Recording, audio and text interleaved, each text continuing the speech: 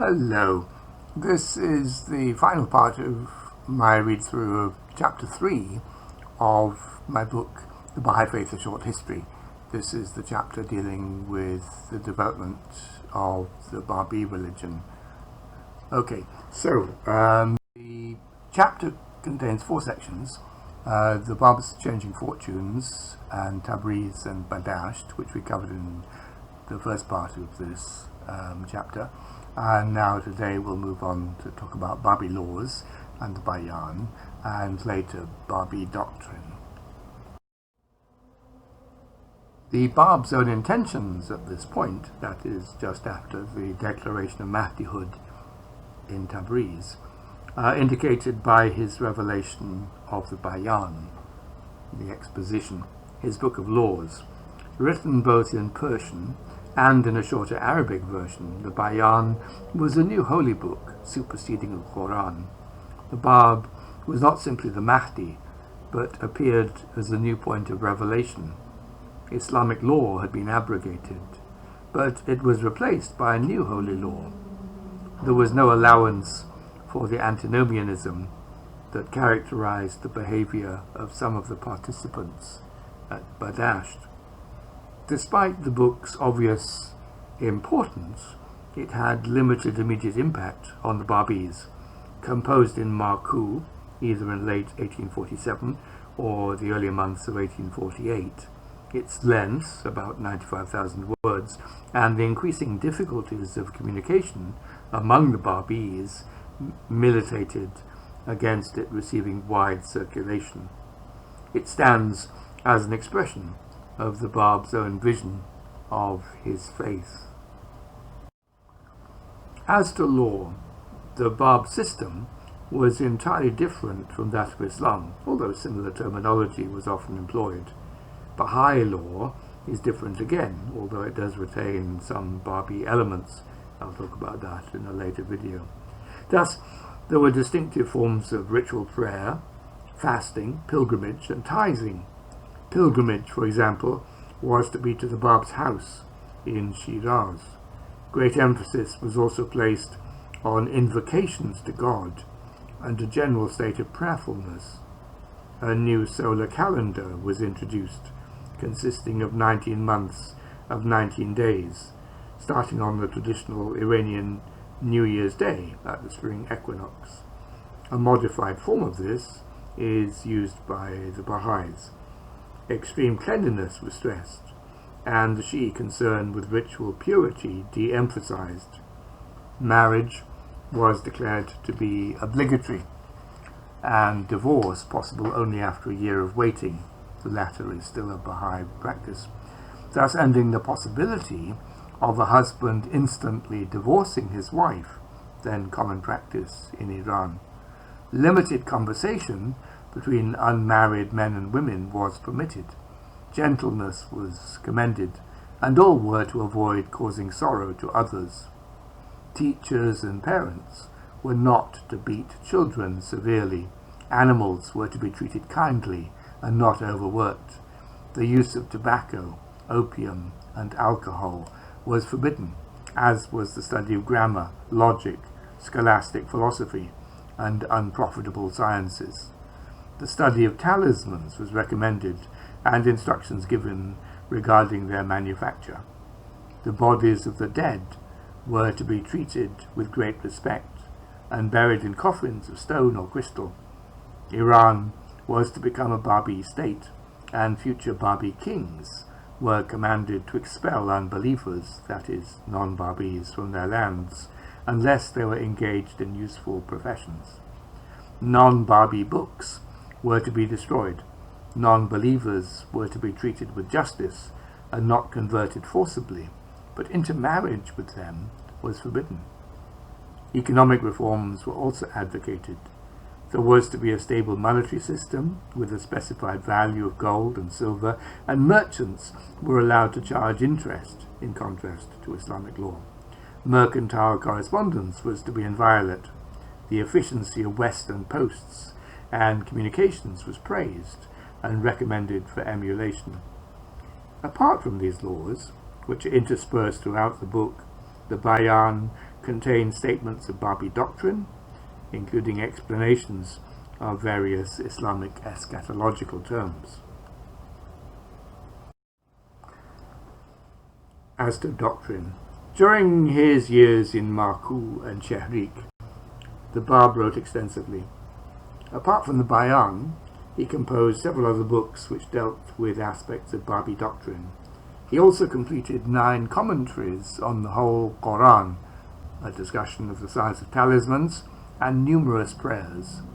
Although still employing Shi'i, and particularly Sheikhi, terminology and concepts, these later writings indicate that as well as superseding Islamic law, the Bab was also now presenting a new religious framework distinct from that of Islam. There was a clear contrast with his earlier writings, which were written within an Islamic paradigm, and in which heterodox ideas were likely to be concealed in esoteric language. What is of particular note is the new doctrine of eschatological promise, the coming of He whom God shall make manifest. That's Man Yazharahullah. This personage would be the origin of all divine names and attributes, and all were to seek refuge in him. Not to believe in him would be to cease being a believer. 1,000 perusals of the Bayan would not be equal to reading one of his verses. He would arise suddenly at a time known only to God, and no one would be able to advance such a claim falsely. In the meantime, all were to rise on hearing his name, and in every meeting a vacant place was to be left for him. Central to the theology of the Bab system, as also in Baha'i belief, was the concept of the manifestation of God, Mazhar Ilahi. This doctrine holds that God is in essence unknowable and inaccessible.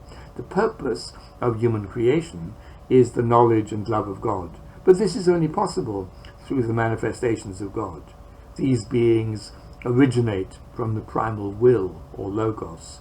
They combine the station of revelatory divinity with human servitude. There is a succession of manifestations, starting with Adam and continuing through Muhammad to the Bab, and in the future to He whom God shall make manifest, and so on indefinitely. Each is the rising and setting of the same sun, but each gives a more comprehensive and developed expression of the divine teachings, encompassing all previous manifestations. Each appearance of a manifestation of God represents a reenactment or return, Raja. The manifestation appears in obscurity and suffers persecution until eventually his dispensation develops and triumphs. Around him circle his chief disciples, and opposing him are the forces of negation, headed by the Dajjal or Antichrist. He is preceded by forerunners who prepare humanity for the new dispensation at a time when the light of its predecessor has grown dim. Thus, the letters of the living were identified with the holy ones of Shi'ism, that is, Muhammad, his daughter Fatima, the 12 Imams and the 4 gates. The Sheikhi leader, Karim Khan Karmani, was the one-eyed Antichrist of prophecy, and Haji Mirza Ghasi was his hideous companion, the Sufyani. Sheikh Ahmad and Sayyid Kazem were the Bab's heralds. Whether these figures were to be seen as archetypal players in a dispensational drama, as is the case with the Baha'i interpretation of this doctrine, or actual re-embodiments of former personages, as some Babis apparently believed, is unclear. According to the Bab, prophetic fulfillment was a spiritual reality. The events recorded in Shiite eschatology had all come to pass, but as spiritual rather than physical events. Those who believed in the manifestation of God for the present age had attained paradise, and those who had met him had met God. Those who denied him were already in hellfire.